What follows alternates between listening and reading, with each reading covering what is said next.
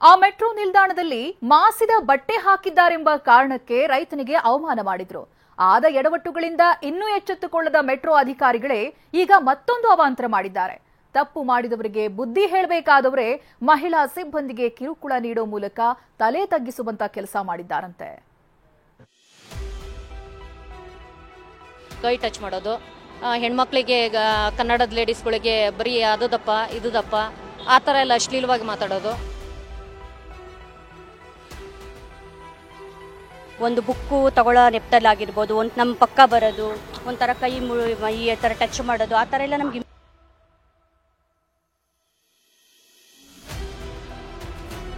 ಕೈ ಟಚ್ ಮಾಡ್ತಾನೆ, ಮೈ ಮುಡ್ತಾನೆ, ಕೆಟ್ಟದಾಗಿ ಮಾತನಾಡ್ತಾನೆ, ಅಸಭ್ಯವಾಗಿ ವರ್ತಿಸ್ತಾನೆ. ನಾವು ಇಲ್ಲಿ ಕೆಲಸ ಮಾಡೋಕೆ ಆಗಲ್ಲ, ಇವನ ಕಿರುಕುಳ ತಡೆದುಕೊಳ್ಳೋಕೆ ಆಗ್ತಿಲ್ಲ ಅಂತ ಆಕ್ರೋಶ ವ್ಯಕ್ತಪಡಿಸ್ತಿರೋರು ಮೆಟ್ರೋ ಮಹಿಳಾ ಭದ್ರತಾ ಸಿಬ್ಬಂದಿ. ಪ್ರತಿಯೊಂದು ಹೆಣ್ಮಕ್ಳಿಗೂ ಟಾರ್ಚರ್ ಇದೆ ಸರ್. ಇಲ್ಲಿ ಗಜೇಂದ್ರನ ವ್ಯಕ್ತಿ ನಮಗೆ ಟಾರ್ಚರ್ ಕೊಡ್ತಾ ಇದ್ದಾರೆ. ಈ ತರ ಕೈ ಮೈ ಮುಟ್ಟುತ್ತಾರೆ ಬಂದು.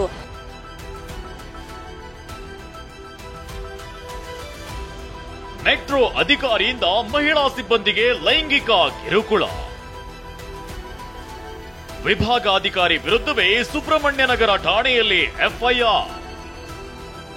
ಈ ಮಹಿಳೆಯರಿಬ್ಬರು ರಾಜಾಜಿನಗರ ಮತ್ತು ಯಶವಂತಪುರ ಮೆಟ್ರೋ ಸ್ಟೇಷನ್ನಲ್ಲಿ ಭದ್ರತಾ ಸಿಬ್ಬಂದಿಯಾಗಿ ಕೆಲಸ ಮಾಡ್ತಿದ್ದಾರೆ. ಆದ್ರೆ ಇವರಲ್ಲಿ ನೆಮ್ಮದಿಯಾಗಿ ಕೆಲಸ ಮಾಡೋಕೂ ಆಗ್ತಿಲ್ಲ. ಯಾಕಂದ್ರೆ ಸ್ಯಾಂಡಲ್ ಸೋಪ್ ಫ್ಯಾಕ್ಟರಿ ಮೆಟ್ರೋ ನಿಲ್ದಾಣದ ಸಹಾಯಕ ವಿಭಾಗಾಧಿಕಾರಿಯಾಗಿರೋ ಗಜೇಂದ್ರ ಪಿ ಲೈಂಗಿಕ ಕಿರುಕುಳವನ್ನ ನೀಡಿದ್ದಾನಂತೆ. ಮೈಕೈ ಮುಟ್ಟಿ ಅಶ್ಲೀಲವಾಗಿ ಬೈದಿರೋ ಬಗ್ಗೆ ಬಿಎಂಆರ್ಸಿಎಲ್ ಹಿರಿಯ ಅಧಿಕಾರಿಗೆ ದೂರು ನೀಡಿದ್ರೂ ಪ್ರಯೋಜನವಾಗಿಲ್ಲ. ಕರ್ನಾಟಕ ರಾಜ್ಯ ಕಾರ್ಮಿಕ ಪರಿಷತ್ ಸಂಘಟನೆಯ ಸಹಕಾರದೊಂದಿಗೆ ಸುಬ್ರಹ್ಮಣ್ಯನಗರ ಪೊಲೀಸ್ ಠಾಣೆಗೆ ದೂರು ನೀಡಿದ್ದು ಎಫ್ಐಆರ್ ದಾಖಲಾಗಿದೆ. Sandal soap factory incharge sir, ಅವರು ASO ಅಂತ ನಾವು ಹೇಳ್ತೀವಿ ಅವ್ರಿಗೆ. ಅವರು ನಮಗೆ ಅಲ್ಲಿ ಡ್ಯೂಟಿ ಅವರ್ಸ್ ಅಲ್ಲಿ ಬಂದ್ಬಿಟ್ಟು ಕೆಟ್ಟದಾಗಿ ಮಾತಾಡೋದು, ಕೈ ಟಚ್ ಮಾಡೋದು, ಹೆಣ್ಮಕ್ಳಿಗೆ ಕನ್ನಡದ ಲೇಡೀಸ್ಗಳಿಗೆ ಬರೀ ಅದದಪ್ಪ ಇದುದಪ್ಪ ಆ ಥರ ಎಲ್ಲ ಅಶ್ಲೀಲವಾಗಿ ಮಾತಾಡೋದು.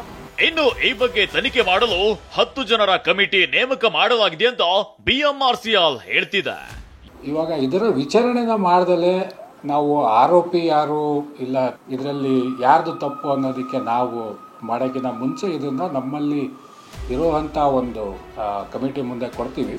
ಕಮಿಟಿ ಏನು ರಿಪೋರ್ಟ್ ಕೊಡ್ತದೆ ಅದ್ರ ಪರಿಣಾಮವಾಗಿ ನಾವು ಅದ್ರ ಮೇಲೆ ಏನು ಕ್ರಮ ತಗೋಬೇಕು ಅದು ಕ್ರಮ ತಗೋಬೇಕು. ಏನೇ ಹೇಳಿ ಮಹಿಳಾ ಸಿಬ್ಬಂದಿಗೆ ಅಶ್ಲೀಲ ಪದಗಳಿಂದ ನಿಂದಿಸೋದಲ್ಲದೆ ಲೈಂಗಿಕ ದೌರ್ಜನ್ಯ ಎಸಗುತ್ತಿರೋ ಆರೋಪವು ಕೇಳಿ ಬಂದಿದೆ. TV9 ವರದಿ ಬೆನ್ನಲ್ಲೇ ಎಚ್ಚೆತ್ತ ಅಧಿಕಾರಿಗಳು ಸೂಕ್ತ ಕ್ರಮ ಕೈಗೊಳ್ಳುವುದಾಗಿ ಹೇಳಿದ್ದು ಮಹಿಳೆಯರಿಗೆ ನ್ಯಾಯ ಸಿಗುತ್ತಾ ನೋಡಬೇಕಿದೆ.